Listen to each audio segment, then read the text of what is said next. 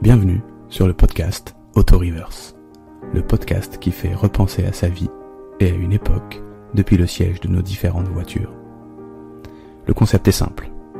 Un peu avant chaque épisode, je demande à mon invité de lister les voitures de sa vie, dans l'ordre chronologique, et de réfléchir pour chacune à une ou deux anecdotes marquantes. La première voiture dont il se souvient, celle de ses parents, la première qu'il a conduite, achetée, etc. Ou encore la route des vacances, le trajet vers la maternité, un accident, un rendez-vous chez le garagiste. Tout est possible. Je leur demande un travail de mémoire inhabituel, mais qui, je l'espère, amènera à des conversations passionnantes à écouter. En fait, les voitures, je m'en fous un peu. Ce que je veux, moi, c'est écouter les gens. Écouter les gens se raconter, se confier, sortir de l'oubli des épisodes peut-être anodins qui en disent long sur eux et sur une époque. Alors, installez-vous confortablement, mettez votre ceinture, enclenchez la marche arrière et prenez le temps de regarder avec moi dans le rétroviseur. Bonne écoute. D'accord, donc je m'appelle Mathieu, mon nom de famille c'est Benoît, Mathieu Benoît. J'ai 39 ans, je suis né le 13 avril 1981 à Castres, dans le Tarn. Et j'habite depuis quelques années dans le Rhône, dans une petite ville qui s'appelle Amplepuis. Et je suis en couple, je vis avec mon amoureuse et nous avons 2 enfants. D'accord. Et quel est ton métier ? Et je suis professeur des écoles. D'accord, très bien. Donc on est réunis aujourd'hui pour parler un peu de toi et de tes souvenirs. Et on a choisi comme porte d'entrée les voitures. Mm-hmm. Et pour ça, je t'ai demandé et je t'ai posé des questions à l'avance. On a préparé un petit peu cette interview où je t'ai demandé de réfléchir aux différentes voitures qui ont traversé ta vie, depuis la plus ancienne, en tout cas celle dont tu as le plus vieux souvenir, jusqu'à la plus récente, et si possible de trouver pour chacune une ou deux, ou 3 peut-être, on ne sait pas, anecdotes qui t'ont marqué. Donc si tu es prêt, on peut se lancer, et tu peux te lancer pour la première voiture dont tu te souviens, la plus ancienne pour toi. D'accord, la plus ancienne voiture c'était une Diane. Une Diane 6, et quand je parle de Diane, en fait les gens ne connaissent pas, mais c'était exactement la même esthétique que les 2 chevaux. C'était une 2 chevaux. Oui. C'est une Citroën. C'est une Diane, c'est une marque. Diane, ça doit être Citroën. Ah, ouais. Mais pour nous, c'était la Diane. Oui, voilà, ça n'avait pas de marque particulière. C'était la Diane parce que c'est peut-être le nom, mais on en parlait presque en lui donnant un prénom. D'accord. On prend la Diane, on part avec la Diane. Ouais. Donc voilà. Et c'est une voiture, par exemple, qui sentait la bohème encore. Parce que je me rappelle du bruit très très aigu. Je ne saurais pas bien le faire, mais dans ma tête c'est très clair. Tu imites bien les Diane, on dirait. Oui, merci. Et voilà, c'était vraiment la voiture d'une autre époque. Je me rappelle par exemple que le toit, il était tout en tissu. Ouais. Il était en tissu parce qu'on pouvait l'ouvrir. Comme une décapotable. Il était décapotable, mais on ne l'a jamais fait. Mais vous pouviez le faire. On pouvait le faire, oui, tout à fait. Et ça, tu situerais à quelle période ça de ta vie, à peu près ? Comme ça, dans les grandes lignes. Je pense que quand je suis né, mes parents l'avaient déjà, ils ont dû la garder pendant 5 ou 6 ans. D'accord. Okay. Et c'était pour moi la voiture de ma mère. D'ailleurs, c'était ma mère essentiellement qui l'utilisait. Donc voilà, elle est associée aussi à ma mère et une période de ma vie où je pense que j'étais plus souvent en voiture avec ma mère seule qu'avec mon père seul, et les souvenirs sont plus vifs. Ouais. Plus vifs là-dedans. D'accord. Je me rappelle du bouton pour ouvrir la porte. Ouais. C'était pas une poignée sur laquelle on tirait, c'était une poignée sur laquelle on posait sa main. Ouais. Et avec le pouce, on appuyait sur un bouton. Ah oui, je vois. Et ensuite on tirait sur la poignée. Enfin voilà, Est-ce qu'elle faisait pas un petit bruit, la porte ? J'ai l'impression que ces voitures-là, il y avait comme un grincement. Non, ça te dit pas En fait, je trouve qu'elle faisait un bruit qui était complètement mécanique. D'accord. Il n'y avait pas de électronique qui se met et du coup, ça faisait très réel. Pas comme un jouet, mais ça sentait vraiment la vraie vie. Et puis de toute façon, on sentait aussi le froid, le chaud, comme si on était dehors. Enfin, voilà. Et elle était de quelle couleur? Elle était, oui, tout à fait. Le jaune, pas très joli, comme une banane. Ok, un jaune banane. Ouais, voilà, un jaune banane. Je vois ce que c'est. Ok, ça marche. Voilà. Et toi, excuse-moi, je sais que t'as un frère. Oui, tout à fait. Qui est plus jeune que toi? Qui a 3 ans de moins que moi. Ouais. Et donc, t'as des souvenirs de toi seul dans cette voiture, mais de toi aussi à 4 en déplacement familial, etc. Ça fait partie des questions que je me suis... des souvenirs que j'ai cherché à réveiller. Et j'ai très peu de souvenirs, parmi ceux que j'ai réussi à retrouver, très peu de souvenirs dont mon frère est vraiment un protagoniste. D'accord. Non, il était là ou pas là, mais c'est dans la voiture, c'est pas quelque chose qui m'a beaucoup marqué. Ok. Très bien. Et alors, est-ce que tu as d'autres choses liées à cette voiture, ou est-ce que comme cette voiture, je suis sûr, je crois que c'est dans celle-ci, mais non, je n'en suis pas sûr à 100%. Dans mon imaginaire, oui. Mais un jour, ma mère était partie à acheter quelque chose à Roulandou, au petit centre commercial de Roulandou à Castres. Okay, très joli nom. Très joli nom, Et en plus, Roulandou pour une voiture, c'est vraiment, on y va tout doucement. Roulandou. Je sais pas, J'avais jamais pensé. Ouais, mais là, tout d'un coup, ça évoque un truc. Et donc, elle était partie. J'ai voulu l'interpeller. Elle m'avait dit, tu restes dans la voiture, je reviens. J'ai voulu l'interpeller. Et pour l'interpeller, j'ai levé la main et plaf! Mes doigts se sont coincés dans la portière qu'elle a fermée. Et donc, j'ai attendu 10 minutes comme ça. Sans rien dire. 10 minutes, je ne sais pas, mais c'était long. Oui. Si t'avais vraiment les mains coincées dedans. Alors, c'était une vieille voiture, hein, donc ça m'a pas fait si mal que ça. C'était pas si, mais j'étais quand même coincé. Voilà, je me rappelle de ce moment-là, et puis quand elle est revenue, tout embêtée, elle est repartie en faisant attention à ne pas me coincer les doigts, à chercher de l'arnica. Pour soulager sa conscience. Parce que je pense qu'une porte fermée sur des doigts pendant 10 minutes, aujourd'hui, ça poserait plus de problèmes. C'est bien possible. C'est possible. Ok, très bien. Est-ce que tu veux passer à la voiture suivante, à l'époque suivante, ou est-ce que tu vois encore des choses? Je vais continuer parce que si ça revient après. Parce que j'ai beaucoup de sensations dans cette voiture, mais des souvenirs. Des souvenirs précis comme ça, c'est assez. Voilà, c'est vraiment purement des sensations. Oui, voilà. Ensuite, on avait en parallèle une Renault 18 Bordeaux. D'accord.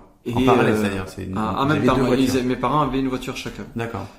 Et on avait 2 voitures dans la famille. Et la Renault 18, j'ai aucun souvenir dedans, mais je sais qu'elle évoquait pour moi le côté années 70, années 80. Tout diesel, quelque chose... Quelque chose de moderne aussi, ça faisait moderne par rapport à la Diane, et aujourd'hui, quand je le revois, c'est vraiment la voiture qui a traversé les dernières années, mais début des années 80, et puis après, pouf, on est passé à d'autres choses, quoi. Parce que je pourrais même pas dire la tête qu'elle a. Autant une Diane, je vois, parce que j'ai l'impression que dans l'imaginaire collectif, elle existe en termes de... Mais la Renault 18, j'ai aucune idée de à quoi ça ressemble. Là, concrètement, tu vois. Alors c'était une voiture plus grosse, parce que c'était celle avec laquelle on partait en vacances. C'était vraiment une voiture familiale, familiale quand même. Quoi. La voiture de papa, quoi. La voiture de papa. Oui. On était quand même un peu dans ce stéréotype. Qu'il l'ait voulu ou pas, c'était comme ça. La voiture la plus grosse, ça a toujours été celle que mon père conduisait au quotidien. Et l'autre voiture d'appoint pour les petits trajets en ville ou dans le département, comme ça, c'était ma mère. C'est des stéréotypes qui peuvent encore exister même aujourd'hui. Oui. Un peu. Ça peut. Ok. Et de cette époque-là, il y a une voiture qui était une... nous, on disait la 4L. Je ne sais pas si c'était vraiment... Ah si, il y avait un 4 et un L. La 4L, c'était mon grand-père qui avait cette voiture. Alors, celle-ci, elle m'a marqué parce que j'y étais moins souvent. Mais je me rappelle déjà que mon grand-père fumait beaucoup. et il y avait une odeur de tabac froid en permanence dans la voiture. Moi, je trouvais ça plutôt agréable. En tout cas, ni agréable ni désagréable, mais ça faisait partie du personnage de mon grand-père et de l'atmosphère de sa voiture. Elle aussi faisait un bruit que je ne vais pas imiter, mais un peu comme la Diane. Oui, comme la Diane. Ouais. Et là aussi, ça sentait pas la bohème, ça sentait vraiment l'époque des grands-parents, quoi. C'était encore autre chose. Je me rappelle du levier de vitesse, qui n'était pas vertical, mais qui était horizontal et qu'il tirait d'avant en arrière, et il allait à droite à gauche en fonction de là où il était. Au niveau où on mettrait l'autoradio aujourd'hui. Exactement. C'est ça, oui, tout à fait. Et mon grand-père, Papy Robert, on habitait dans la même ville, et je me rappelle de ce moment où moi j'étais en CE1. Et en CE1, on m'avait mis, parce que j'entendais sans doute pas très très bien, des diabolos dans les oreilles. Ok. C'est quoi? C'est vrai que je sais pas ce que c'est exactement. Alors des diabolos, c'était une sorte de petits ressorts, c'est tout petit, ça devait faire 2 mm de long, quoi. Et ça agissait sur les tympans, ça devait maintenir les tympans ouverts d'une certaine manière, ou quoi. C'est un traitement assez banal, je comprends, qui existe encore aujourd'hui. Mais quand tu as des diabolos, eh bien tu ne peux. Alors c'est la galère pour la douche, parce que tu ne peux pas mettre de l'eau dans les oreilles. Ah oui. Donc voilà, toute une technique pour se laver les cheveux. Enfin, voilà. Mais ça, c'était à la maison avec Papy Robert. Il venait me chercher parce que j'étais en CE1 et je n'allais pas donc à l'activité piscine avec l'école. Ouais. Donc il venait me chercher à l'école dans sa 4L. Il venait me chercher à 11h30. Je mangeais chez eux, chez ma grand-mère et mon grand-père. Et après le repas, j'avais le droit de regarder un dessin animé. Il y avait un dessin animé en début d'après-midi sans doute. Ouais. En tout cas, je regardais un petit... Ou alors la télé, je sais pas. Mais ensuite, il me faisait faire sur des enveloppes, parce qu'il n'avait pas de papier brouillon, il n'avait pas de feuilles non plus qu'il avait acheté, donc il utilisait des enveloppes qu'il ouvrait et qu'il utilisait comme feuille. Il me faisait faire des additions et des multiplications dans son bureau qui sentait aussi le tabac froid, avec le tic-toc, tic-toc, le pendule. Et ensuite, il me ramenait à l'école, en milieu d'après-midi. Je me rappelle du coup que je me penchais au-dessus de son siège, derrière son épaule, que je lui faisais un bisou, et puis voilà, qui me disait allez gamin, ou un truc comme ça, une expression de grand-père, sympathique. Et on remettait ça la semaine d'après. Ce qui fait que au lieu d'apprendre à nager, t'as appris à être bon en maths. Ouais. Grâce à toi. Mais quand même, t'as appris à nager à un moment donné. Oui, finalement tout s'est équilibré. Ouais, tout s'est équilibré à un moment. Et puis t'as plus de yo-yo aujourd'hui. Pardon. Enfin, t'as plus des diabolos. Des diabolos. Tu vois, je dis yo-yo, je sais pas pourquoi, mais des diabolos. Non, mais ça a duré 6 mois. Oui, c'est un traitement, quoi. Oui, c'est ça. Ouais, d'accord. D'accord, mais qui t'a empêché de faire cette magnifique période de piscine avec ses copains, où on est tous là, frigorifiés, avec des bonnets de bain. Mais c'est pas grave. Franchement, c'était même pas une frustration, ni un contentement, ni une frustration. Pour moi, c'était... J'allais avec mes grands-parents. Oui, et c'était très bien. Et c'était bien. super. Je comprends. Donc ça, c'est la 4L de Papy Robert. Ouais. Et la Renault 18, c'est plus flou pour les souvenirs. C'est pareil, c'est une sensation. Tu pourrais pas dire combien de temps vous l'avez. Même pas, c'est juste une image. Je la vois. Je n'ai même vraiment aucune sensation dedans. Peut-être parce qu'effectivement, quand j'allais en voiture, j'étais plus souvent avec ma mère dans la Diane qu'avec mon père tout seul. Qui plus est, ma mère était enseignante en maternelle et j'étais scolarisé à son école. D'accord. Donc c'était avec elle aussi le matin, le soir que je partais. Et c'est pour ça sans doute que j'ai plus de souvenirs. Inversement, ça aurait pu être l'inverse, c'est-à-dire que comme c'est la voiture du quotidien, c'est la Diane, tu pourrais avoir des souvenirs un peu flous, étranges, et toujours le même, puisque c'est le quotidien, et au contraire, avec l'autre voiture, des souvenirs plus forts, parce que c'est plus rare. Mais là, c'est pas le cas. Là, effectivement, c'est pas le cas pour ces voitures-là. Très bien. Mais est-ce qu'on peut remonter tranquillement le fil? Et là, tu dirais, donc la R18, c'est en même temps que la Diane. Oh oui, donc, c'est 86. Les toutes premières années, 85, 86. Ok. Donc toujours à Castres. Toujours à Castres. De toute façon, tant que ça touche à mes parents, à ma vie chez mes parents, vous bougez. C'est à Castres. Ok, très bien. Et alors après, qu'est-ce qu'on a? Ensuite, mes parents ont acheté une Renault 21. Ok, donc le modèle au-dessus de la 18 quoi, oui. On montait en gamme, quoi.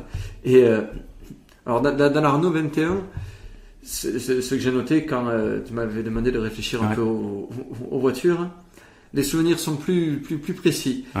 Je me revois par exemple, et ça aussi ça raconte une époque, je me revois dans les moments où on partait sur des trajets assez longs, et donc sans doute en vacances, et qu'il y avait mon père et ma mère là. Mon frère devait être tout petit, encore petit à ce moment-là. Et donc moi, je me mettais debout dans la voiture avec un coude sur le fauteuil de siège de ma mère, qui en général était côté passager, et un coude sur le fauteuil de siège de mon père. Et je regardais le pare-brise. Oui, la meilleure place pour, s'il y a un freinage, traverser le pare-brise. C'est ce qu'on dirait aujourd'hui. Et effectivement, voilà. C'est pour ça que ça raconte une époque où aujourd'hui je serais un peu stressé de voir mon fils dans cette position pendant que je roule, quoi, ou n'importe quelle personne. Ouais, forcément, ouais. Mais c'était tout à fait normal, quoi. Parce qu'on le rappelle, à un moment donné, la ceinture à l'arrière n'était pas obligatoire. Voire, je ne sais même pas s'il y avait des ceintures derrière. Il y en avait peut-être pas, et personne ne se posait la question. Non, non. C'était normal que les enfants bougent à l'arrière. Je sais même pas si la ceinture devant... Elle était peut-être pas obligatoire. Elle était obligatoire à ce moment-là. Je ne sais pas la date, mais... On va voir, mais je vois très bien ça. C'était un peu un poste de vigie, un peu, tu sais, où ce poste-là au milieu de tes parents, où tu regardes la route, et t'es un peu la troisième personne qui est la mieux placée. Enfin, t'es presque celle qui est la mieux placée. T'es au centre de la voiture et tu regardes. T'as cette vision comme si tu es dans une tour de contrôle. Ouais, exactement. Ouais. Et en même temps, c'était plaisant d'être aussi. Enfin, c'était aussi plaisant parce que j'étais proche de mes parents. Physiquement, on pouvait se parler comme il faut, alors que c'est plus compliqué aujourd'hui peut-être de se parler en étant séparés par les ceintures, éloignés à cause des ceintures. J'en ai moins de contact, le contact vraiment physique. Et puis, si on a une grande voiture, par exemple, la distance entre les parents devant et nous, et les enfants derrière, peut être très éloignée. Donc il faut parler plus fort, plus la musique, il peut y avoir beaucoup de choses. Alors qu'avant, justement, dans cette position-là, on était plus proches. On était plus proches. Tu pouvais même presque susurrer quelque chose à l'oreille de ton père en disant tu conduis trop vite ou n'importe quoi dans ce genre-là qui est plus difficile à faire aujourd'hui, quoi. Je vois très bien. Complètement. Et alors, excuse-moi, mais vous partiez. Est-ce que tu sais où vous partiez en vacances? Parce que quand on habite Castres, moi je viens de la région parisienne, donc quand on habite Castres, on est déjà dans le sud. On est déjà là où les vacances ont l'air bien. Où est-ce qu'on va quand on est à Castres en vacances? On va dans le sud. Alors Castres, encore plus le sud. Alors c'est pas forcément pour moi le mot sud, donc n'a jamais signifié grand chose par rapport aux vacances. On allait en vacances vers des endroits qui étaient assez naturellement plus attractifs, vers la mer, vers l'océan et vers la montagne, donc les Pyrénées en l'occurrence. Et les parents de ma mère possédaient un appartement à Luchon, la ville des Pyrénées, donc on allait régulièrement à Luchon, que ce soit pour faire du ski. Peut-être que le ski a commencé après la Renault 21 quand même, mais on y allait quand même l'été pour faire des balades, et puis sinon on allait à l'océan dans un camping où on est allé toute notre enfance.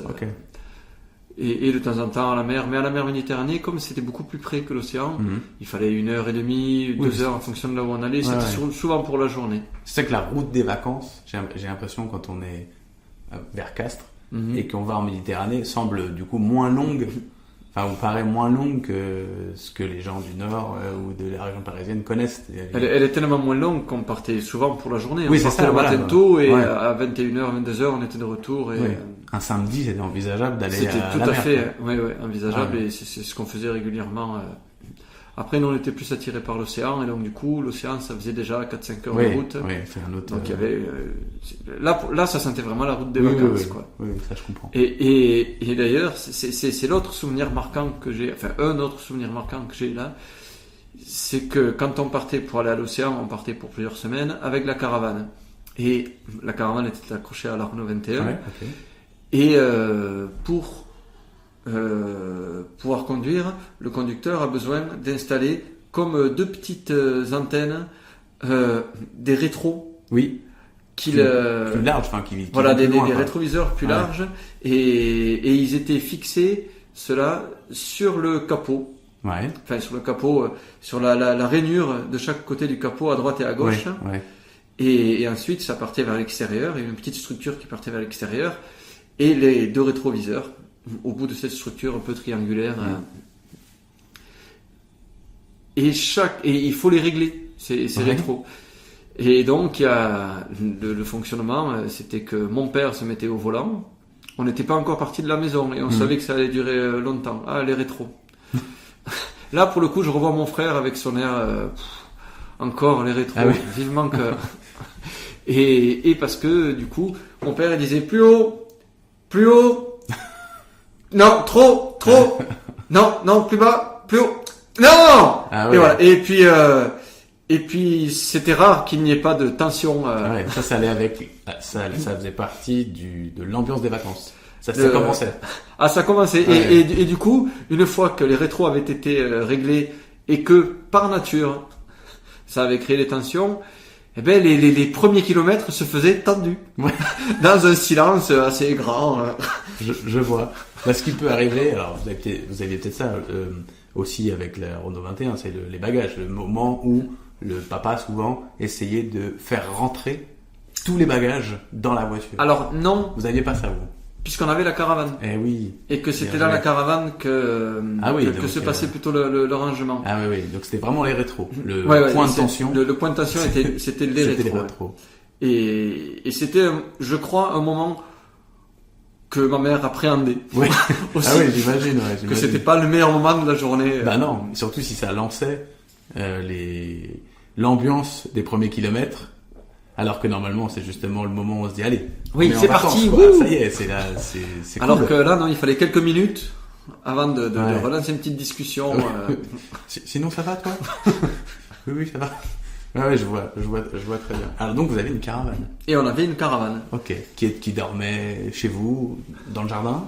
Non. On louait un garage, un grand hangar, que la personne qui possédait ce hangar le louait à des caravanes et des camping-cars pour stocker le reste de l'année. Ok. Donc c'était une grande caravane.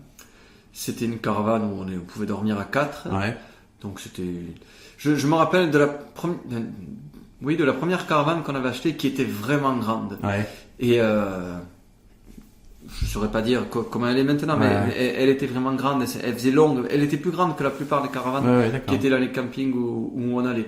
Et bon, moi je trouve ça super. Mais mes parents ne l'ont utilisé que non. D'accord. Ils l'ont changé pour acheter une caravane plus petite.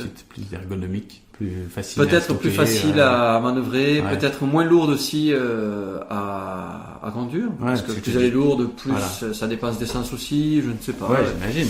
Et puis peut-être parce qu'ils se sont rendus compte aussi qu'ils n'avaient pas besoin de temps d'espace. De temps d'espace et que... Je dis ça parce que ça veut dire quand même que la Renault 21 et peut-être d'autres voitures après ont été très liées au fait de les mettre avec des caravanes. Enfin, le couple voiture-caravane a eu lieu régulièrement. Tout à fait. Et c'est peut-être pour ça que j'ai les souvenirs dans les voitures d'appoint, comme la Diane, sont plus liés au quotidien, et que celui dans la Renault 21, en l'occurrence, les autres grosses voitures après, la grosse voiture parmi les deux qu'on avait, elles sont, nos souvenirs sont quand même beaucoup liés à la caravane. Et aux vacances. Et aux vacances, et essentiellement au long trajet des vacances. D'accord. Est-ce que tu vois d'autres anecdotes qui te reviennent au sujet de la Renault 21? Ou est-ce que tu veux enchaîner sur... si. Effectivement, la Renault 21, c'est là où j'ai pris conscience aussi, parce que l'ambiance de la voiture, quand j'étais enfant, n'était pas l'ambiance que moi j'aime aujourd'hui. C'était quand même des moments où je sentais de la crispation. Ouais. Pas avec moi ni avec mon frère, même si on se chamaillait un petit peu, mais c'était pas le thème principal. Le thème principal, c'est plutôt que mes parents, soit ils se disputaient, soit ils disaient rien. Et moi, je me rappelle de ce silence. C'est les premières fois que ça m'a marqué là. Le silence pesant d'être avec un couple, tes parents en plus, donc tu vas pas intervenir dans leurs histoires quand t'as 8 ans, qui vivent des moments de tension, et donc dans la voiture, on met pas la radio, on met pas la musique, et on parle pas trop. Et on chante pas, et on rigole pas tous ensemble. Non. Et on allait chez mes grands-parents, les autres grands-parents, pas ceux que j'ai cités tout à l'heure, on allait chez les parents de ma mère, ils habitent toujours au même endroit, à 30 km de Castres. On y allait en général pour passer le repas l'après-midi, on y allait très régulièrement. Et sur ce trajet-là, Castres-Groyer, c'est pour moi. Alors, est-ce que, parce que comme on allait chez les grands-parents, ça réveillait peut-être des tensions. Pourtant, c'est pas que je l'imagine pas comme ça. Pas de tension particulière liée aux grands-parents, mais c'était une occasion, en tout cas, une petite occasion de conflit. Et donc voilà, ces trajets, je les ai beaucoup vécus en regardant dehors. Parce que mes parents ne parlaient pas beaucoup à ces moments-là, quoi, il n'y avait pas de musique, rien. Ou alors il y avait un poste radio. Il y avait un poste radio. Et quand je dis rien, c'est que des fois ils mettaient quand même la radio, mais c'était pour écouter France Inter, France Info. Et alors je sens que j'ai vieilli aujourd'hui, parce qu'aujourd'hui je l'écoute avec beaucoup de plaisir. Mais à ce moment-là, vraiment, c'était c'était nul, quoi. C'était pour un enfant de 8 ans, c'est atroce. Tout le monde parle, tu comprends rien, tout ce que tu veux, c'est de la musique et des trucs qui te font un peu chanter. Oui, c'est ça, C'est vrai. Ah oui, d'accord. Très bien. Alors, est-ce que tu... Et puis, non, là, je vais en rester là. On avait... Je sais pas quelle voiture on avait à côté. La petite voiture, j'ai cherché. Oui, c'était pas vraiment la Diane. Non, la Diane, on avait dû... Je pense qu'on l'avait vendue ou qu'on s'en est débarrassé parce qu'elle était vieille. C'était une voiture qui était déjà vieille. Après, je sais qu'on a eu une 405. Ok. Qui est une grosse voiture. La 405, voilà, c'est pour moi la première voiture qui sentait à la fois la puissance mais une certaine douceur quand même. C'était pas une voiture sportive. Oui, mais elle était puissante. Quoi. C'est une longue voiture. Et longue, exactement. Et c'est quelque chose que j'ai remarqué à ce moment-là parce que j'ai peut-être inversé avec une autre voiture à un moment, mais celle-ci je l'ai conduite. Ah oui, d'accord. La 405. Oui, on a fait un bon là. On a fait un bon, effectivement. Ok. On a fait un bon. Peut-être que j'en avais eu une d'autres avant, mais... En tout cas, t'as eu l'impression, t'as eu entre les mains une voiture que t'as sentie puissante et imposante, quoi. Et facile à conduire. Du coup, très très agréable à conduire, très très très douce. Et cette voiture, elle appartenait auparavant à mes grands-parents de Groyer. D'accord. Qui nous l'avaient vendue parce qu'ils voulaient se débarrasser ils changeaient leur voiture. Et donc, comme c'est une voiture que j'ai conduite, vraiment, c'est la première fois que j'ai senti une voiture puissante, d'autant plus que, maintenant les choses me reviennent un petit peu, l'ordre chronologique n'est pas tout à fait respecté. La voiture qu'on a eue en numéro 2 après, comme deuxième voiture, c'était une Renault 5. Et les Renault 5, c'est une voiture... on a l'impression que comment on appelle que l'habitacle il est très fin, qu'il n'y a pas une très grande épaisseur entre l'extérieur et l'intérieur. C'est petit, on a l'impression que les pieds touchent presque le sol on est quand très on la conduit. Proche du sol, voilà, proche de la route. Voilà, on sent bien les choses. Et donc d'être passé de la Renault 5 à la 405, c'était une sorte de... on est passé d'un studio à 5 pièces, quoi. Voilà, tu vois, complètement. Avec cette odeur des grands-parents encore, qui restait. Et donc, du coup, c'était vraiment un autre monde. Oui, parce que finalement, on n'en parle pas assez, mais chaque voiture, je trouve, dégage une odeur, l'odeur des gens qui sont dedans. Quand on fumait, en tout cas dans les voitures, il y avait ça aussi qui était fort, mais même si on fume pas, il y a une odeur dans une voiture, lié à la voiture et lié aux gens qui sont dans la voiture. Ça participe à l'identité de la voiture, quoi. Ouais, exactement. C'est qui est lié aux gens qui sont dedans. Pour les souvenirs, c'est quelque chose d'important, qui est dur à raconter avec des mots, mais qui est assez fort. Voilà, attends, donc là on a fait un bond. On a fait un petit bond. Donc on était sur la Renault 21, la 405 qui est arrivée, on ne sait pas exactement quand exactement. On va dire que là on est dans les années 90 déjà. Après la R21. Là, vu que j'ai le permis, on l'avait gardé longtemps la Renault 21. On l'a gardé longtemps, mais je me rappelle maintenant qu'on avait eu 2 autres voitures. Ouais. Qui pour moi sont associées et qui font écho à quelque chose que tu disais tout à l'heure. Mes parents ont acheté un Renault Espace. Ouais. Et puis ensuite un Scénic, une Mégane Scénic. Ouais, ok. Et c'était peut-être lié au fait que en été, on prenait la caravane, donc il n'y avait pas beaucoup de problèmes de rangement.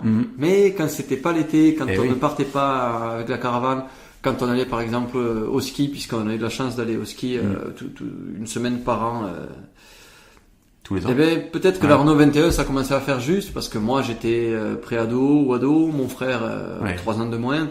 On prend de la place, quoi. Donc voilà, on prend quand même de la place, et voilà, c'est cet espace et ce Scénic. Vu que tu as 2 enfants, moi aussi, on sait que les enfants prennent de la place, et on sait le plaisir et le confort que ça peut nous apporter d'avoir une voiture plus spacieuse. Le avec confort, vraiment, pour tout le monde. Et du coup, ça crée une certaine sérénité aussi. Oui, exactement. Ça aide à ce qu'on se sente tous mieux. Il y a de la place pour tout le monde, il y a de la place pour les bagages. On se prend pas la tête à être tout serrés les uns sur les autres. Les choses sont plus simples. Voilà, exactement. Donc il y a aussi ce truc-là d'acheter une voiture plus grande. Qui est tout à fait cohérent, Oui. D'accord, donc un Espace et un Scénic. Et un Scénic Donc il y a beaucoup de Renault, ce que je remarque. Renault Espace, Scénic c'est Renault. Et les autres voitures, c'était Citroën. La 405, en tout cas, mes parents n'ont jamais eu que des voitures françaises. Ok. Par volonté. Non, je sais pas. Je pense par habitude. Oui, par habitude, ouais. Je pense vraiment par habitude, oui. D'accord. Pas parce que elles sont meilleures, parce qu'elles fonctionnent mieux, parce que il faut acheter français. Enfin, j'en sais rien, parce qu'aujourd'hui, on peut en parler un peu. Peut-être qu'ils avaient cette idée qu'acheter français c'était intéressant. Ouais. Mais c'est à peu près sûr qu'ils n'avaient pas l'idée que une Renault est mieux qu'une Toyota ou autre chose, parce que c'est des gens qui n'avaient pas de connaissances et n'étaient pas très intéressés par ces domaines-là. Les domaines techniques, je veux dire. Et puis la voiture, il fallait qu'elle soit pratique. Oui, c'est ça. Peut-être qu'avant il y avait moins aussi d'ouverture à la concurrence globale, je sais pas. Ça, je sais pas, c'est dans les années 80-90, on voyait beaucoup d'autres voitures que des Renault, Peugeot, Citroën. Alors vraiment, j'ai l'idée que non. Mais même par la suite, même dans les années 2000 où je pense que les choses étaient beaucoup plus ouvertes, ils sont restés toujours à acheter des Renault. Voir des Peugeot, mais pas trop. Non. Faut pas trop exagérer. Ok, ça marche. Et là effectivement, c'est dur de savoir les années exactes, mais dans l'espace, je l'ai conduite pour faire la conduite accompagnée. D'accord, donc 16 ans. Donc voilà, c'est vraisemblablement 16 ans. 97, de 1997, on peut repérer. Tout à fait, bravo. Par là, ok. Et la conduite accompagnée, c'est une étape dans la vie de la famille. C'est à la fois tout d'un coup les parents qui ils accompagnent, ils contrôlent et en même temps ils lâchent un peu prise parce que c'est pas eux qui tiennent le volant, ni les pédales, ni qui prennent les décisions. Donc il y a quelque chose qui s'est joué et qui était... J'en garde un souvenir à double tranchant, quoi. Une partie de ce souvenir, c'est vraiment cette sensation de liberté, de confiance que mes parents. Je ne dirais pas qu'ils étaient obligés de me faire cette confiance, parce qu'ils auraient pu aussi ne pas me proposer de faire la conduite accompagnée et d'attendre mes 18 ans pour passer le permis. Donc voilà, c'était aussi un choix de leur part, donc ils me faisaient confiance. Et puis ils trouvaient que c'était intéressant comme démarche.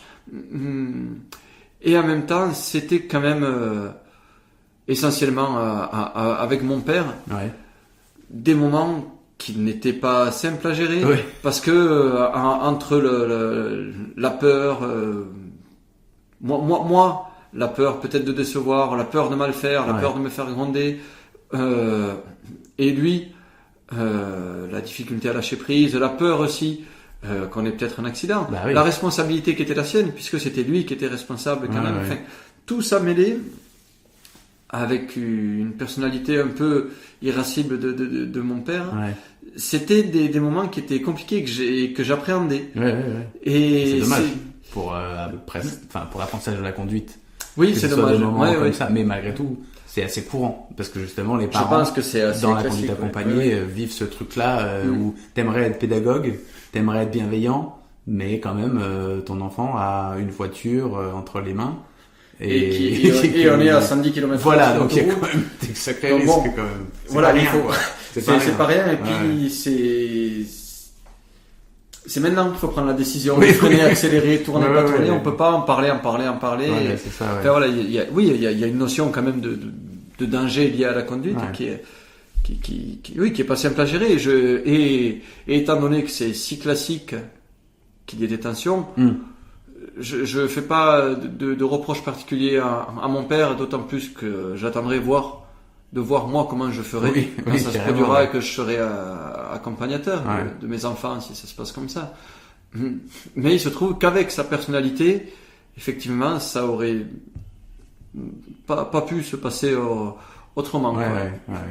Je me rappelle d'ailleurs d'une fois où je conduisais. On est allé à côté dans une ville qui s'appelle Pont de Salars, un village qui s'appelle Pont de Salars dans l'Aveyron, qui est une base nautique. Là, à ce moment-là, je devais avoir 17 ans, puisque je partais pour une semaine faire mon stage du BAFA. Mon premier stage du BAFA prenait une semaine.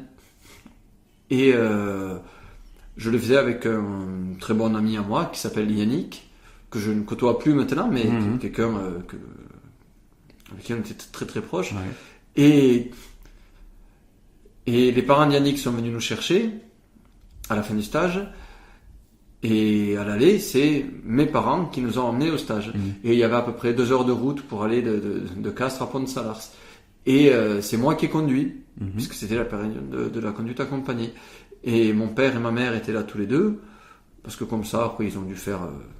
je sais pas ce qu'ils ont fait après, Mon frère n'était pas là. Et en plus d'avoir un copain derrière, c'est pas que ça met la pression, ça met pas la pression d'avoir un copain, mais c'est lourd de se disputer avec son père, avec un copain derrière. Et au bout d'un moment, et on était pas très loin d'arriver, peut-être 10-15 minutes avant, les réflexions m'ont tellement gonflé qu'à un moment, j'ai regardé dans le rétro en faisant tous les contrôles nécessaires.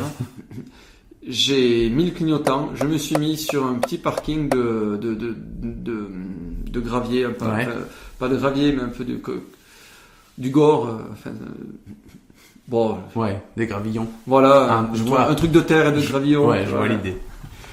Et c'est important les gravillons parce que du coup, donc j'ai mis le clignot, fait comme il faut pour me garer là, et d'agacement, ce que j'ai jamais refait, même tout seul, parce que je trouve que ça n'a aucun intérêt. J'ai tiré fort le frein à main en disant maintenant je te laisse le volant. Et enfin voilà. Et un bon moment. Un bon moment. Oui, on n'avait pas mis la musique, c'était pas. Et les derniers kilomètres devaient être très sympas pour rejoindre. Et puis je pense à mon copain Yannick. Ton copain qui doit se sentir tellement bien. Dis donc, ça va être bien. Bon, après, vous aviez des choses à raconter dans les premiers jours, dans les premiers instants. Et une des premières choses que m'a dit Yannick, c'est moi je trouve que tu as bien fait. Oh là là. Ça, c'est rassurant. Alors il me l'a dit une fois que mes parents nous avaient laissés. Oui, bien sûr. Il l'a pas dit devant mes parents. Prenez pas le risque. Non. On sait jamais. Et est-ce que dans ton souvenir, tu avais l'impression que tu conduisais bien, pas bien, que c'était justifié, toutes ces reproches, ou c'est vraiment une histoire de lâcher prise, etc. Parce que dans les premiers temps... je crois que je conduisais bien avec sérieux. j'imagine sans doute que je faisais des erreurs comme j'étais en train d'apprendre, mais je crois, même j'en suis persuadé parce que c'est aussi l'histoire de ma vie avec mon père, que ce qu'il me disait était souvent tout à fait pertinent. C'est juste que la manière, le ton, le ton, la manière, le moment, fait que ça passe pas bien. C'était surtout en termes relationnels, en termes de manière de dire les choses. Et comme j'étais ado, on avait quand même aussi une histoire. C'était aussi une manière pour moi de prendre les choses. J'aurais pu les prendre autrement aussi. Bien sûr. C'était le fonctionnement qui était comme ça. Au-delà de la qualité, de la pertinence ou pas de ses conseils, quoi. Je crois vraiment que c'était pas là-dessus. C'était sur les relations. Et t'as eu ton permis? J'ai eu mon permis, sans problème. Alors j'ai eu du premier coup. J'ai eu du premier coup, mais j'avais tellement la pression quand j'ai eu mon permis. Enfin, comme sans doute. Non, j'ai pas tellement eu la pression comme tout le monde qui passe un examen. Et que j'ai cumulé plein de petites erreurs. J'ai calé 3 fois avant de démarrer sur un rond-point, et puis pour pas caler la 4e fois, je suis allé en me disant je gère les pieds pour que maman se cale pas, et il m'a dit là vous êtes passé au pire moment, monsieur. Hein. Oups. Bon. Mais ceci dit, après j'ai fait plusieurs erreurs dans les créneaux entre autres, dans des choses très techniques comme ça. Mais ce que m'a fait remarquer l'inspecteur, c'est que j'ai fait mes erreurs, il m'a écrit en sécurité. Et donc, ça c'est bien. Vous avez grillé un stop, mais vous avez regardé. Non, des erreurs techniques. Non, après, j'ai dû faire pas trop d'erreurs au niveau du code, parce que sinon l'un dans l'autre. Parce qu'il m'a dit, c'est juste, monsieur Benoît. C'est juste, monsieur Benoît. Et tu n'entendais pas ton père dans ta tête, à chaque fois que tu faisais une petite erreur, te faire une remarque? Non, là je crois que j'étais trop concentré. Là, j'étais au présent complètement. C'est bien. Donc là, c'était avec le Scénic. Donc ça, c'était Scénic Espace. Ce qui fait que je suis sûr d'avoir conduit les deux. Donc ils ont dû changer la voiture. Seule, que tu pouvais prendre pour aller au sport, voir tes potes ou tes copines, c'était le Scénic ou l'Espace? Non, c'était une autre parce que moi j'avais le droit de conduire le Scénic ou l'Espace pendant la conduite accompagnée. Après, je prenais la Renault 5. Ah oui. Bon. Mais ça valait très bien. Quand t'as le permis et que t'as une voiture à dispo. C'est trop bien. C'est presque même, c'est Byzance, quoi. C'est ça, c'est la liberté, tu te sens grand, et puis, les copains, la musique. Alors, la musique, c'était, par rapport à aujourd'hui, on est en 2020, c'était plus compliqué, c'était encore des cassettes. Et ça faisait un son, pas terrible. T'as dû user plein de fois la même cassette dans ta voiture. Enfin, si c'était comme plein de gens, t'avais une cassette que tu mettais sur tout le chemin, puis après t'en prenais une autre, tu mettais tout le chemin. Quand aujourd'hui on zappe un peu plus vite. Et puis on l'écoutait entièrement. Oui, c'est ça, entièrement, et puis on la connaissait par cœur, et puis voilà, et puis après on dirait, tiens, ça fait quand même 50 fois que je l'écoute, je vais en mettre une autre. C'est des manières complètement différente de consommer consommer. D'ailleurs aujourd'hui, tu vois, je dirais consommer. Alors qu'à ce moment-là, j'aurais dit juste écouter. Exactement, écouter, et puis c'est accompagner les voyages. Je sais pas s'il y a pas même des morceaux de musique, voire des albums entiers qui évoquent des voyages.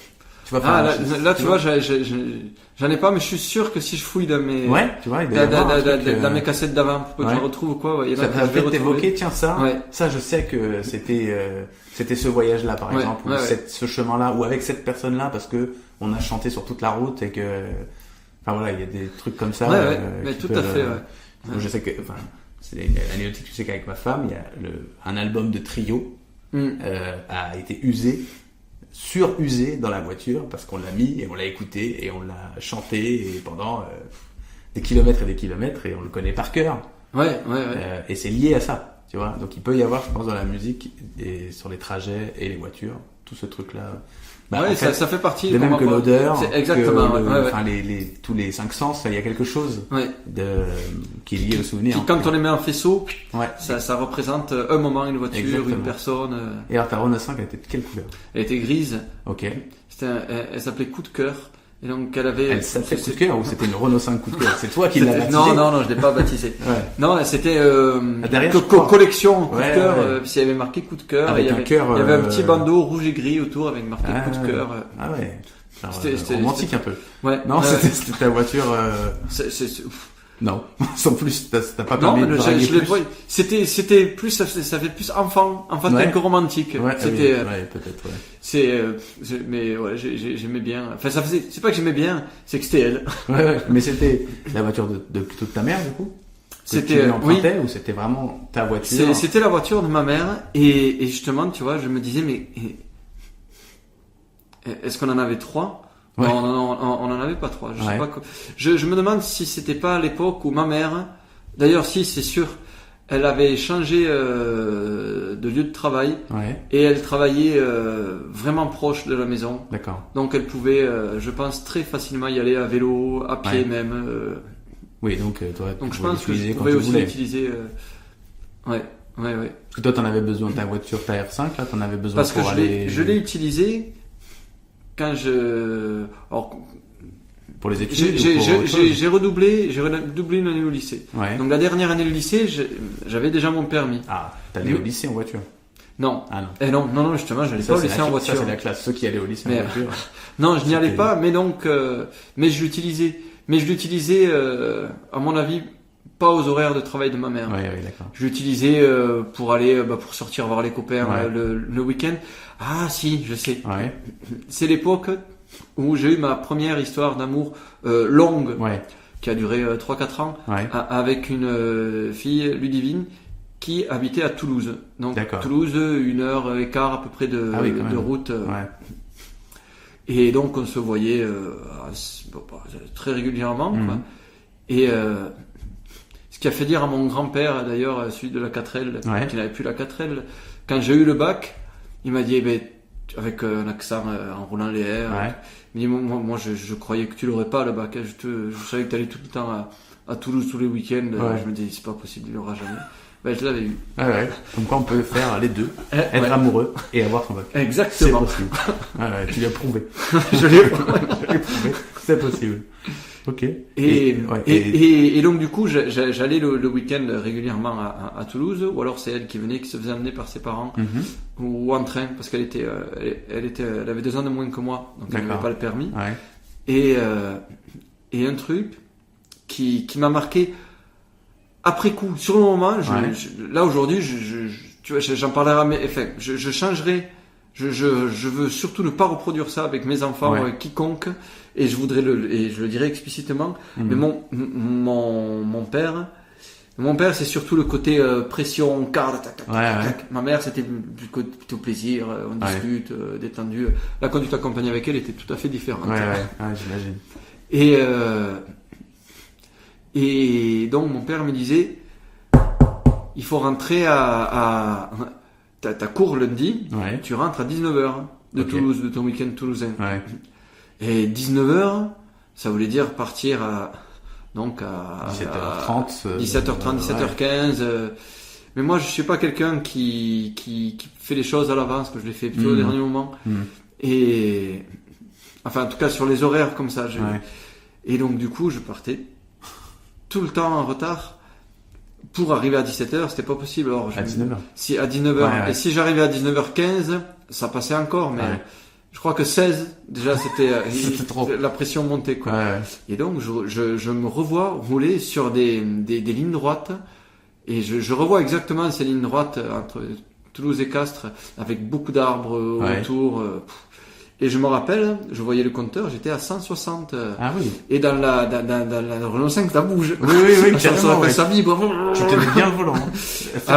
Et je me dis, mais j'étais complètement, j'étais un danger, quoi. C'est pour moi, pour les gens que j'aurais pu croiser. C'était la pression que je ressentais de mon père sur les horaires qui me faisait, alors, j'avais qu'à partir plus tôt. Oui, bien sûr. Mais, et c'est une pression qu'on se met nous-mêmes aussi, parce qu'en réalité, il allait pas ni te torturer, ni te virer de la maison. Oui. Quand on y repense maintenant, sur le coup, on a très peur. On a l'impression que ce qu'on dit souvent, quand on est plus jeune, c'est faut que je parte, sinon il va me tuer. Ouais, ils vont me tuer. En fait, en vrai, il y a peu de parents qui tuent leurs enfants pour des retards. Mais ils sont inquiets. Maintenant, on pourrait y penser. Même quand on est plus jeune, des fois, on disait, attends, faut pas que je me salisse, ma mère elle va me tuer. Ouais, carrément. Alors que franchement, normalement, nos parents nous tuent pas quand on tombe dans la boue. Tu vois. Après, ils nous engueulent, ils sont pas contents, ils sont peut-être déçus. Alors après, je pense que des sanctions que j'ai pu avoir, bon, c'était du coup, je me faisais gronder, c'était pas agréable. J'étais pas responsable. Et puis que la semaine prochaine ce serait pas 19h, 18h. Ouais, ou même qu'on t'empêche d'y aller. Et oui, pire, voilà, ou non, t'iras pas. Ton amoureuse, si on te dit que tu vas pas, c'est dur. Donc je crois que c'était la pression, c'est par rapport à ce type de sanction. À un moment donné, t'as roulé vite. Mais c'était c'est la voiture avec laquelle j'ai roulé vite parce que j'étais le moins conscient. Alors que t'es pas forcément quelqu'un qui roule vite. Je suis même carrément quelqu'un qui ne roule pas vite et qui apprécie prends ton temps. La tranquillité et la sécurité. Et puis rouler vite, rouler très vite, au-delà du fait que c'est dangereux. Ça fait pas gagner beaucoup de temps. Ça en fait pas gagner du tout. Parce que finalement, quand tu tombes sur un feu rouge, quand tu traverses un village, la voiture qui roulait à 90 derrière toi, elle t'a rattrapé au feu du village. Quoi. Donc, après, sur l'autoroute. Sur l'autoroute, tu gagnes un peu plus de temps. Du temps, c'est sûr, Mais bon, quand je prends l'autoroute, c'est en général que je vais pas travailler, que j'ai pas une pression pour arriver à un quart d'heure près. Donc finalement, d'arriver 20 minutes après en ayant fait 400 km ou 25 minutes après, ça change pas. Et si tu penses que le chemin est déjà le début des vacances, c'est pour les vacances. La vitesse n'importe peu parce que t'arriveras quand t'arriveras et puis t'as le temps et rien ne te presse justement. Personne t'attend particulièrement. Enfin, tu vois. Surtout que moi, ce qui me plaît dans les voitures, je l'ai découvert à cette époque-là, puisque avant on parlait pas. C'est que c'est un lieu magnifique, magnifiquement propice à la discussion. Et à des discussions qui vont loin. Soit dans l'intime, soit dans les analyses, les débats qu'on a, parce que on est dans un endroit clos, personne nous dérange pour discuter, que ce soit quelqu'un qu'on connaît très bien ou pas très bien. Plusieurs heures de voiture, on discute, quoi. Et j'ai vraiment, c'est quelque chose que j'aime beaucoup. Et entre autres, cette nuit divine, j'étais très amoureux, profondément, sincèrement amoureux, quoi. Et elle aussi, on était vraiment bien. Ceci dit, c'est clairement une fille avec qui ça pouvait pas durer toute la vie. Et d'ailleurs, au bout d'un moment, je pense qu'elle gonflait mes parents. Et mes parents la gonflaient aussi. Donc, on la rentrait à la maison. Quand on était à Castres et qu'on sortait, c'était pas... des fois, on avait envie d'attendre qu'ils soient couchés, mes parents. Alors, quand on rentrait du cinéma ou d'un truc comme ça, on repas chez des copains, on arrivait des fois vers la maison et on était en train de discuter, elle et moi. Et on s'est dit, il va falloir s'arrêter de discuter. Alors, ce qu'on faisait... Ça aussi, j'ai évolué d'un point de vue environnemental aujourd'hui. Mais on reprenait la voiture et on allait rouler pendant 1 heure à Castres. On faisait des tours. Mais pour continuer à parler. Et c'était des moments que j'adorais, quoi.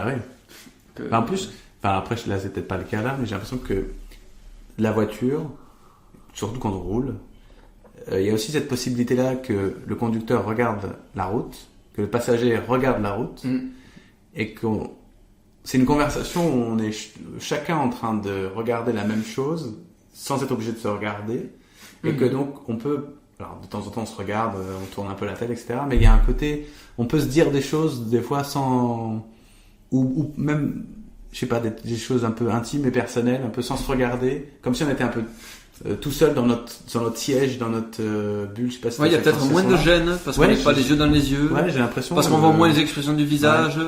Parce que s'il y en a un qui a un regard triste, tu peux te permettre aussi d'avoir les larmes aux yeux. Tu peux tourner un peu ta tête vers la route et ça se voit pas trop et tu peux continuer la conversation. Enfin, tu vois, je trouve qu'il y a une forme de conversation proche et loin en même temps. Enfin, tu vois, je sais pas si je le décris pas forcément très bien, mais j'ai l'impression qu'il peut y avoir ça me parle tout à fait. Peut-être qu'on n'aurait pas eu envie de se mettre face à face dans un bar et de parler pendant 1 heure. On n'aurait pas parlé de la même manière. On n'aurait pas parlé de la même manière. Ouais. Et je trouve parfois la tombée de la nuit.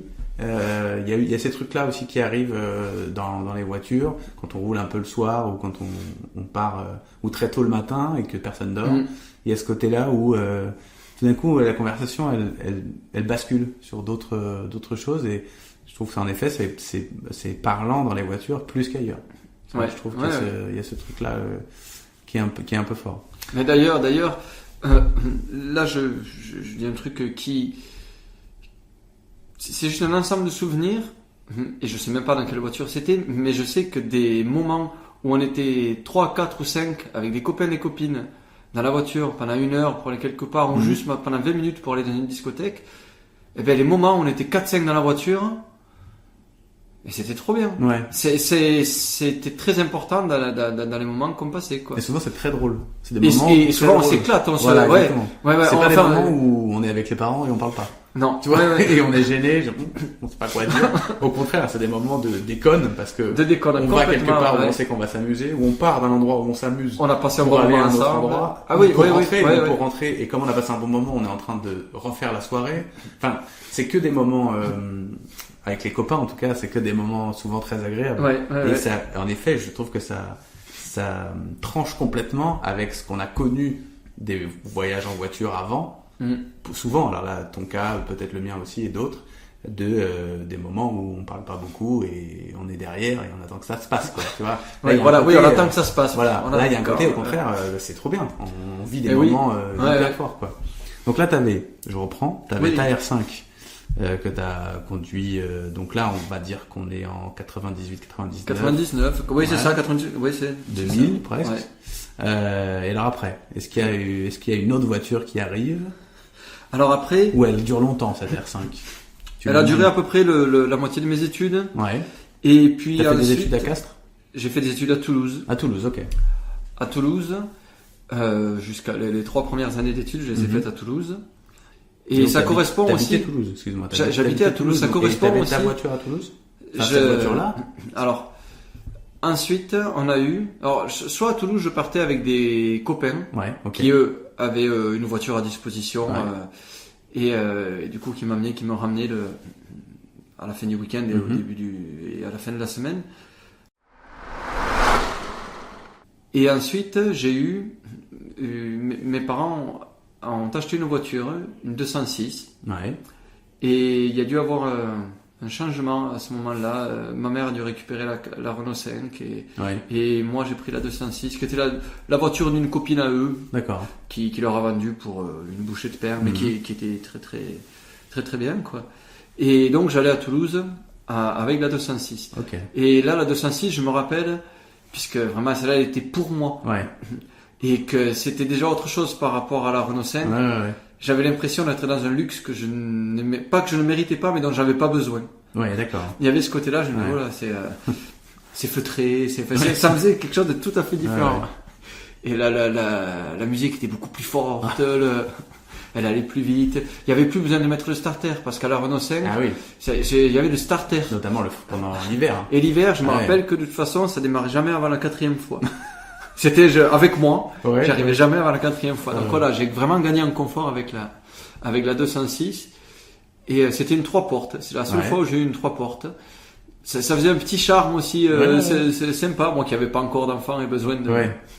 Mais pour les jeunes de 20 ans, ça pose pas de problème. En fait. Vas-y, monte derrière, c'est pas grave. C'était même rigolo les fois où on se laissait... il fallait sortir pour baisser le siège, que celui derrière sorte. Ça faisait une petite manipulation sympa. Donc voilà, la 206, c'est vraiment la voiture de mes études. De mes études. Et mes études à Toulouse, c'était pas des grands moments. C'était la fin de mon histoire avec Ludivine. Et puis ensuite, du coup, comme j'étais avec Ludivine, j'avais peu créé de relations avec d'autres personnes. Et voilà, c'est pas un moment, enfin, il était sympa, j'avais quelques copains, mais c'est pas les meilleurs moments de ma vie, ni les pires, hein. Mais c'était... Le lycée était vachement plus sympa, par exemple. Et ensuite, avec la 206, je suis parti faire une année d'études pour passer le concours de professeur des écoles à Cahors. D'accord. Dans le Lot, et Cahors, ça faisait 2h30 à peu près pour y aller. Ouais. Et donc ça a duré une seule année, le temps que je prépare le concours. Et pour aller à Cahors, la route depuis Castres passe à Groyer, là où mes grands-parents, les parents de ma mère habitent. Ouais. Et même à 30 mètres de leur maison, quoi. Et donc c'est un moment, cette année-là, où j'ai beaucoup vu mes grands-parents de Groyer. Parce que je m'y arrêtais très souvent, mais juste pour boire un café. Je buvais un café, je repartais. C'était une heure de repos, sympa. Oui, et ça a changé ça a pas changé mes rapports avec eux, mais c'était des moments nouveaux. Oui, on a passé notre vie à consolider nos rapports de façon parce que vraiment avec mes grands-parents ça a toujours été d'une facilité très très grande, les quatre. Mais ça a changé le type de visite. J'ai fait comme ce que je faisais avec les autres grands-parents qui habitent à Castres, où j'y allais essentiellement pour boire le café. J'ai passé 1 heure et demie, puis je repartais, avec la Renault 5 d'ailleurs. Et alors qu'avec eux, c'était toujours des demi-journées ou des journées entières qu'on passait. Ah oui, donc ça prenait... Puisque c'était un déplacement. C'était un déplacement plus long, donc... et puis c'était avec mes parents, c'était rarement moi tout seul. Alors que là, j'y allais en passant, mais je le faisais 2 fois par semaine. Et donc, juste pour une demi-heure. Donc c'était une intensité différente, plus courte, et puis j'avais pas mes parents avec moi. Donc c'était une liberté nouvelle, une discussion. Enfin, ça c'était un bon moment. Et puis ça m'a amené à Cahors, dans cette ville où j'ai préparé le concours. Et là, pour le coup, j'ai repris un plaisir fou dans mes études. Donc la 206, elle est aussi liée... Un truc où ça allait mieux, enfin pas mieux. C'est pas que ça allait plus de sens. Tout d'un coup, les choses avaient plus de sens. Et la 206 m'a accompagné jusqu'à Lyon, où j'ai eu le concours de professeur des écoles et où je suis parti habiter et travailler l'année d'après. Donc là, on est en 2003, je crois. Et donc, elle représente aussi un début de retrouver du sens, d'avoir retrouvé du sens dans mes études, et les débuts de ma vie professionnelle, et aussi de ma vie loin de ma famille en général. Lyon, puisque là je me suis éloigné. Là, tu venais pas pour un week-end, quoi. Ça devenait plus compliqué. Voilà, c'était plutôt les vacances, et donc c'était une autre dynamique dans ma vie en termes pour m'assumer tout seul, et plus tout seul, et puis par rapport à la... Et pourquoi tu as choisi Lyon ? Qu'est-ce qui a fait que tu t'es retrouvé à être à Lyon plutôt qu'à Marseille ou Montpellier Quand j'ai passé le concours de prof d'école, on pouvait le passer dans 2 académies. Parce que les académies, il y avait en gros les académies du du nord-ouest, et les académies du sud-est qui étaient chacune, au nord, l'examen avait lieu à telle date pour toutes les académies du nord, nord-ouest, et dans le sud-est, toutes les académies avaient le concours à la même date. Donc tu pouvais le passer dans 2 endroits, puisque il n'y a que 2 dates. Et puis Lyon, j'avais déjà des cousins qui habitaient à Lyon. C'était la ville, une des villes les plus au sud, parmi celles qui... Alors aujourd'hui, je trouverais ça complètement naze comme... la Bretagne, par exemple, ça m'aurait... Aujourd'hui, je me dirais, tiens, mais va en Bretagne. C'est super beau, il y a l'océan, il y a plein de choses, ou autre chose, mais tu vois, c'est le sud, c'était une lubie... Donc voilà, et j'avais envie, sans me sentir forcément mal dans ma famille, ou en tout cas, dans ma famille, dans ma vie aussi, besoin d'être un peu plus éloigné. Je comprends. Sans partir fâché, mais c'est juste, on met un peu de distance et c'est bien. On se retrouvera d'autant mieux. Et on s'est retrouvé d'autant mieux que j'étais plus ado. Donc voilà, on avait des rapports d'adulte à adulte avec mes parents, avec ma mère. Ça a toujours continué à être d'une fluidité très grande. Et les discussions que j'ai eues avec elle m'ont toujours accompagné, mais d'une manière moins spectaculaire, mais très très forte et très importante pour moi. Et pour mon frère aussi, je pense, qui avait le même type de rapport. Et pour mon père, ça a vraiment... on s'est rencontrés adulte à adulte, quoi. Ouais. Et en plus, j'ai fait le même métier que lui, puisqu'il était aussi prof d'école. Enfin, il y avait quelque chose, pas du tout de concurrence, mais une certaine compréhension, enfin quelque chose qui a facilité les choses, en tout cas. Ça aurait été, j'aurais fait notre métier, ça aurait été bien aussi, mais là, on s'est retrouvés là-dessus, quoi. Je pense qu'il y a un moment, peut-être plus entre les garçons et leur père, où on devient deux adultes, et non plus un père et un enfant. Et quand on est deux adultes, tout d'un coup, ça fonctionne mieux. Parce que on parle le même langage presque. Oui. Tu vois, et ça prend du temps pour arriver à ce point-là.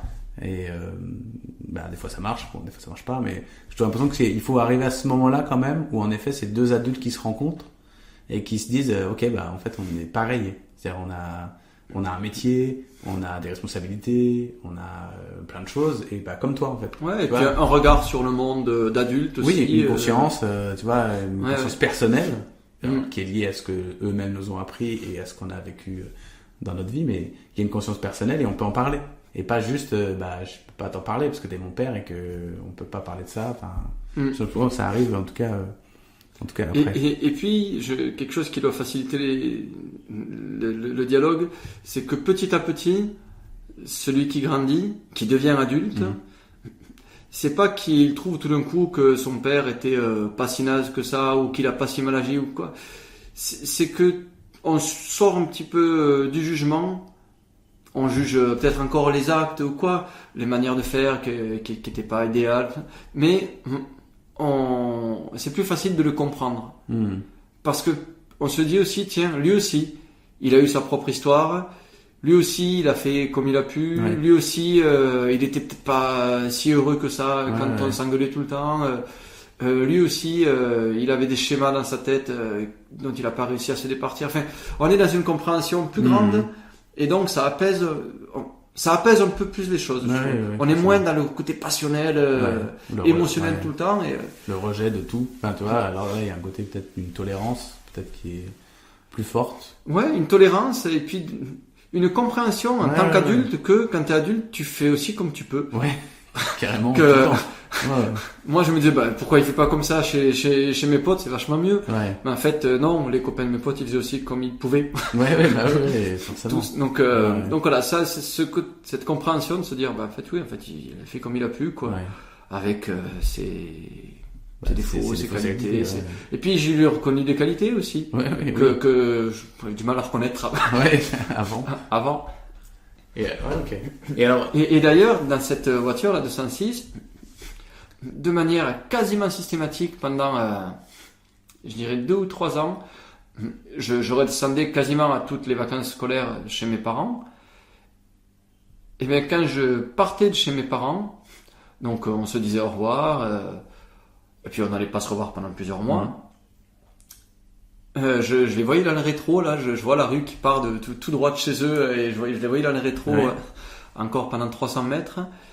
C'est un moment, là, une fois que je savais que j'allais partir, j'avais les larmes, les yeux qui se remplissaient de larmes. Ah ouais. Et ça durait 3-4 minutes. Il fallait que les choses sortent, quoi. De larmes, parce que j'étais triste de partir, quoi. Parce que j'avais passé 1 ou 2 semaines. Mais à chaque fois que t'allais en vacances, enfin que t'allais passer du temps, tu t'avais à chaque fois des larmes aux yeux. Pas juste la première fois que t'es parti. Non, pas que la première fois. Non, et justement, je crois que c'est parce que en étant éloigné et en étant adulte aussi, j'ai renoué avec eux d'une manière beaucoup plus sympathique, agréable, avec des bons moments qu'on construisait. On subissait pas ni eux ni moi, quoi, je pense.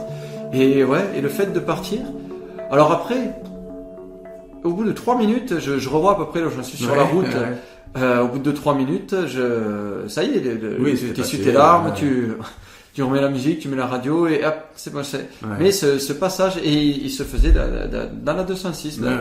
Je revois dans le rétro, eux qui me disent au revoir.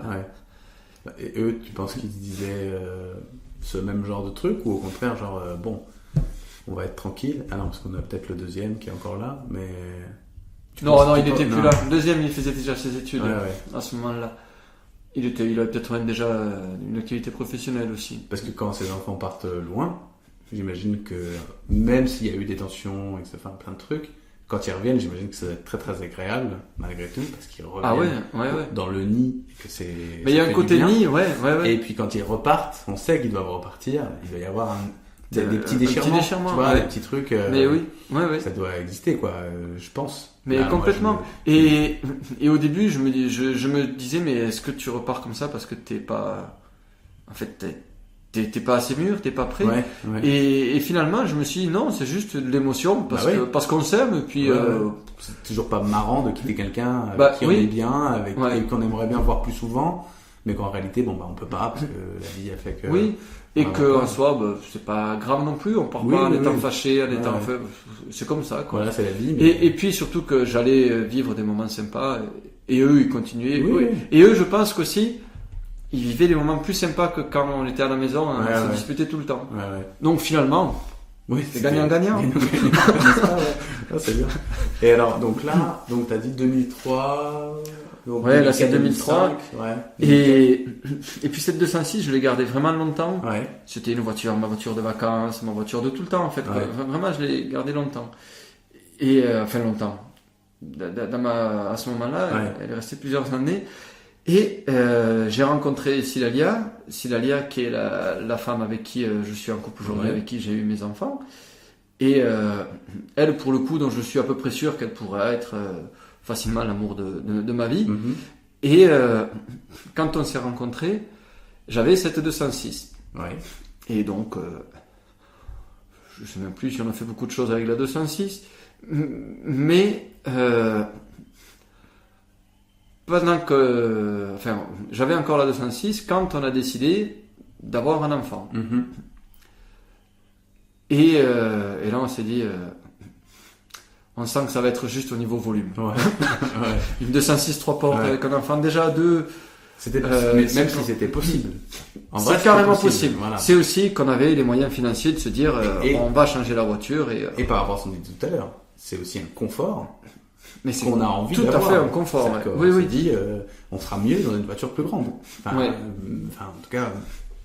Plus adapté pour nos besoins. Oui, parce que c'est bien sûr qu'on aurait pu faire comme font plein de gens avec des moyens qui sont pas les nôtres et qui ont des matériels moins adaptés. Quoi.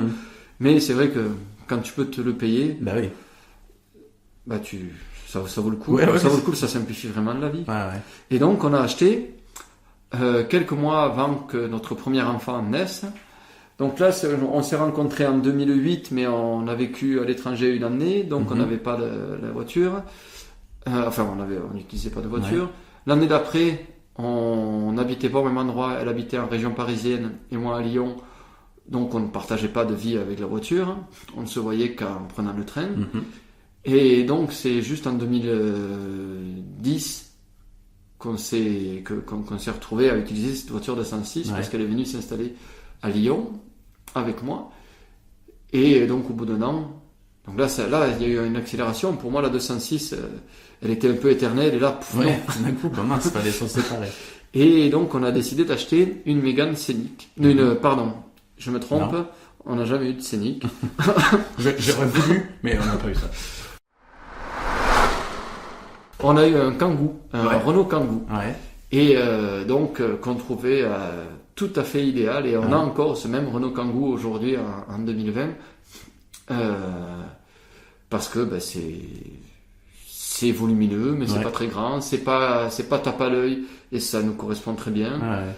C'est pratique, donc on a c'est une voiture c'est une voiture de papa. On a changé, c'est une voiture de famille, quoi. De famille, exactement. C'est que tout d'un coup, il y a eu cet achat de il nous faut une voiture de famille parce qu'on va devenir une famille. Et il faut de la place, il faut de l'espace, il faut du confort, il faut et c'est un achat qui veut quand même dire quelque chose dans son cheminement de vie. Tu vois, quand tu passes de la 206 au Kangoo, mais complètement. Et puis il ne me serait jamais venu à l'idée d'acheter un Kangoo en étant célibataire. En étant tout seul, et même à elle et moi, si on avait décidé, ou en tout cas si pendant longtemps on n'avait pas eu d'enfant, c'est pas le genre de voiture qui nous aurait attiré. Alors que là, c'était évident que c'était super adapté, quoi. Et donc la Kangoo. Alors la Kangoo, la première, un des premiers souvenirs que j'ai avec la Kangoo, on était encore, elle était peut-être enceinte, Sidalia, mais on pouvait faire encore tout ce qu'on voulait physiquement. Elle était tout à fait à l'aise. Et on était allé dans un festival de musique. Et dans l'après-midi qui précédait les premiers concerts, il a plu. Et on avait pris notre pique-nique. Et là, on a ouvert le coffre qui s'ouvre vers le haut, c'est un haillon. Ouais. Et on s'est assis, on était dans un village, et on s'est assis dans le coffre. On a enlevé la lunette arrière, ça nous a pris 5 secondes. Et on s'est assis là, et on a pris notre pique-nique. On avait l'impression d'être, pas des aventuriers, mais d'être un peu libre. On peut se poser n'importe où, regarde, on met le haillon, on est à l'abri. C'est presque un van, tu sais, il y avait un côté un peu... Oui, c'est vrai, mais oui, c'est ça. On pourrait presque prendre un sac de couchage et traverser la France, ça marcherait pareil. Bon, c'était tout à fait ça. Mais je pense que cette voiture le permet, pas avec des enfants, mais adapté, à deux. Peut-être en baissant les sièges et il y a peut-être possibilité de le faire. Donc on a eu, je me rappelle moi cette sensation. C'est génial. On a bien fait de pas garder la 106 parce qu'on l'aurait pas pu le faire comme ça. Alors qu'au début, quand là j'étais content de la voir, mais les premières fois que je suis monté dans la Kangoo, de regarder derrière, j'avais l'impression de conduire un bus. Je me dis mais qu'est-ce que t'as fait là? Et puis bon, très vite on s'est rendu compte que c'était très très pratique. Et comment je vais me garer et comment. Il pouvait y avoir ça aussi quand oui, et alors que c'est hyper pratique pour manœuvrer. C'est très très facile. Merci pour le conseil. je me note, si je veux m'acheter une Kangoo, c'est bien. Et alors bon, après, il y a eu le moment où pour la première fois, on a ramené notre premier enfant, Basile, dans la Kangoo. C'était un moment, je me rappelle de ce moment, mais c'est pas un moment qui m'a marqué. C'est juste que ce qui m'a marqué, c'était comme beaucoup de parents, et de papa surtout, parce que pendant que les mamans sont à la maternité, souvent les papas, ils s'entraînent à fixer le siège auto avec les ceintures. Et donc voilà, j'avais fixé, je me rappelle de ce moment-là. Mais bon, c'était un moment sympa, mais les autres moments, ils sont plutôt quand les enfants sont devenus un peu plus grands, quand ils ont eu 2 ans, 3 ans, et que la voiture a commencé à devenir un lieu de vie, un vrai lieu de vie. Et ils ont mon frère a 2 enfants, un qui a 1 an de plus, un qui a 1 an de moins, et donc on s'est retrouvés plusieurs fois ensemble chez mes parents, et comme la Kangoo est grande, on mettait les 3 sièges enfants l'un à côté de l'autre, et je me rappelle de se dire mais putain, on est très loin de la Diane, on est dans un autre monde là. Là j'ai 2 neveux et mon fils là qui me regarde et qui dit on est attaché. Enfin, c'est des images nouvelles carrément. Vraiment de vie de famille, mais de vie. En fait, une vie. Et puis c'est la continuité aussi, c'est-à-dire que tes enfants, les enfants de ton frère, qui arrivent en voiture chez tes parents, il y a un côté aussi, vous avez tous avancé quoi. Oui. Et vous avez tous avancé entre la Diane et la Kangoo qui arrive avec tous les enfants dedans. Il y a eu 30 ans, 35 ans. Oui, c'est ça. Il y a beaucoup de choses qui ont cheminé jusque là quoi. Donc c'est en effet les enfants, ils prennent leur place dans ces grandes voitures et peut-être qu'eux ils vont avoir des souvenirs. J'espère. De la Kangoo en disant je me souviens la Kangoo avec papa. Est-ce que ils diront on disait rien et il y avait de la tension parce qu'à chaque fois qu'on part non, je pense pas qu'ils disent ça, mais après qu'ils aient des fois l'impression de s'enquiquiner parce que nous on apprécie un petit peu plus le calme et que des fois on leur dit on va mettre la radio, on va mettre France Inter. Du coup c'est pas leur. Mais tu disais tout à l'heure que c'est pas, que ce que tes parents faisaient en voiture, c'est pas toi ce que tu voulais faire aujourd'hui. Aujourd'hui dans la Kangoo, quand tu pars avec tes enfants, c'est quoi? Alors nous aujourd'hui quand on part, une des choses qu'on leur prépare, c'est une caisse de jeux. De jeux avec leurs jeux, de livres, de jeux. Et une chose qu'on prépare avec attention aussi, et avec eux, c'est, il y a le matériel qui a évolué aussi, mais c'est la musique. Ouais. Quelle musique on va mettre, quelle musique vous voulez qu'on prenne. Ouais. Et il y a, autant nous, on a des temps, les adultes, où on met notre musique et où on met une émission de radio qui est vraiment que pour les adultes. Mais de la même manière, il y a beaucoup de temps où c'est eux qui sont qui décident qu'est-ce que vous voulez qu'on mette. Ouais. Et puis si on met de la musique, c'est pour chanter, c'est pour donc du coup on chante tous ensemble, on rit, donc oui, on essaye quand même de cultiver ça. Ouais. Alors que je pense clairement que mes parents ne cherchaient pas à le cultiver, ou au contraire, je pense qu'ils cherchaient surtout à avoir la paix. Oui. Et quand ils faisaient un peu d'animation, elle faisait un peu d'animation, ma mère, c'était quand même pour que le temps passe le temps passe, quoi. Ouais. C'est-à-dire, allez, on va compter les camions rouges. Ouais. Allez, 1, 2, 3. Jeux en voiture, ouais, voilà, les jeux de plaques d'immatriculation, 85. Tu sais ce que c'est comme département, oui. Hein, voilà. Oh là là, la pression des fois en voiture. Quoi? Tu connais pas tes départements? Nous, à notre époque, on les connaissait par cœur. Oui, d'accord. Bon. Et donc voilà, ça qui a changé. Nous, on n'est plus, enfin, à ce jour, on n'a pas besoin encore, on verra plus tard comment ça se passe, mais on n'a pas besoin de les occuper pour que ça passe plus vite, quoi. C'est juste que on vit, on voudrait que on vit un truc avec eux. Et donc voilà, et la Kangoo, c'est la voiture qu'on prend pour aller loin. Ouais. On en a une autre, mais il se trouve que c'est hallucinant. On a une autre voiture, c'est une Modus. Ouais. C'est beaucoup plus petit. Une Renault. Une Renault. Oui, tu sais pourquoi? Parce que c'est alors, ma mère est décédée. Ouais. Et c'était sa voiture. Et oui. Donc forcément, c'était une Renault. Ah oui, et du coup, par rapport au décès de ma mère, il y a une image, et puis après j'ai presque terminé. Ouais. Une image, donc ma mère a eu un cancer. Et on est descendu à Castres, c'était en 2015, pour voir mes parents et ma mère qui était d'ailleurs qui est décédée quelques semaines après. Donc c'était vraiment un moment compliqué au niveau maladie. Mais nous on n'en avait pas encore conscience parce qu'on était loin, on voyait pas. Les dégradations vont très vite là, dans certaines pour certaines personnes dans la maladie. Donc là ça allait très vite. Et donc on s'était pas rendu compte que nous on n'avait pas pris conscience que c'était si grave l'avancement de la maladie. Et donc on est descendu tranquillement chez mes parents et on s'est arrêté. Il devait être 18h ou 19h.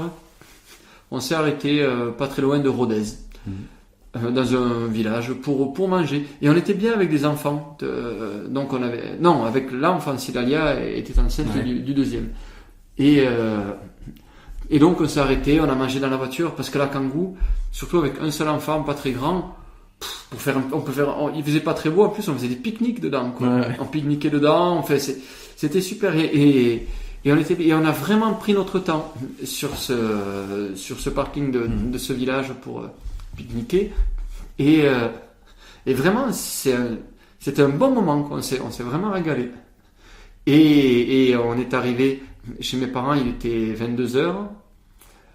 Et là, je revois ma mère. C'est pas du pathos que je veux faire. C'est juste que c'était des moments marquants, en fait. Ouais. Je la vois. Elle était allongée sur le canapé. Avec, du coup, j'ai trouvé l'air très faible. Ouais. Elle était très faible. Et elle nous avait attendus. Et elle disait 22h. Ouais. Elle nous a dit sur un ton semi-humour, semi. Je crevais, quoi. Je voulais, vous arrivez tard. Ouais.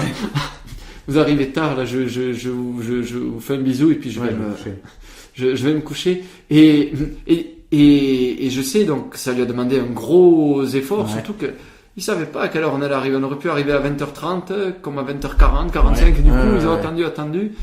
Et donc, je repense souvent à ce moment dans la voiture où on pique-niquait et que c'était la joie. Et où elle nous attendait à ce moment-là. Ouais. Je n'y mets aucun adjectif là-dessous. Bien sûr. Mais ça m'a marqué ce décalage en me disant tiens, si on était arrivé plus tôt, on lui aurait facilité la soirée, quoi. Et en même temps, t'aurais pas vécu ce moment-là. Oui, c'est vrai. Un souvenir fort, aussi, familial, dans ta famille que t'as construit toi-même. Oui, dans mon foyer, mon foyer personnel. Donc, voilà, je comprends, hein, tu vois, mais il y a forcément ce truc-là de, comme on fait que des choix dans la vie et que, le choix de ce moment-là, de cet instant-là, c'était un choix. Oui, et puis il n'était pas contre le reste, puisqu'on n'avait pas connaissance de rien. Quoi. Exactement, c'était pas genre, je sais que ma mère nous attend, j'en ai rien à faire, je vais quand même faire ça. C'est plutôt, je prends mon temps, et puis on arrivera quand on arrivera, et il se trouve qu'arrivé sur place, ta mère t'attendait, mais voilà, tu revois la scène après. Oui, et sur le moment, tu la vis à 100% et il n'y a pas de problème. Et donc là, aujourd'hui, vous avez 2 voitures. Aujourd'hui, on a 2 voitures. Et là, pendant quelques années, on l'a depuis 2015, et du coup, la Modus. Et pendant 2-3 ans, on les conduisait différemment. Silalia, la Modus, moi la Kangoo, puis le jour d'après l'inverse. Et petit à petit, c'est moi qui conduis la Kangoo. Ouais, d'accord. et elle, au quotidien. Tu conduis la grosse voiture. Et elle conduit la petite voiture. Et on a dû prendre cette habitude à un moment sans s'en rendre compte. Et maintenant, comme je suis quand même moins soigneux en termes de rangement, de miettes qui traînent ou quoi, que Silalia, au quotidien, elle me dit non, mais c'est bon, on va plus échanger. Ouais. Parce que peut-être ça l'ennuyait de récupérer ta voiture après toi, en disant exactement. Ce que c'est que ça. Et puis l'autre voiture, enfin elles sont tous les deux à nous, quoi. Oui. Mais là maintenant c'est plus ta voiture. Et finalement, dans le quotidien, je me dis bon, quelle image ça donne. Il faudra qu'on en reparle. J'en reparlerai après l'interview avec Silalia sur autre chose.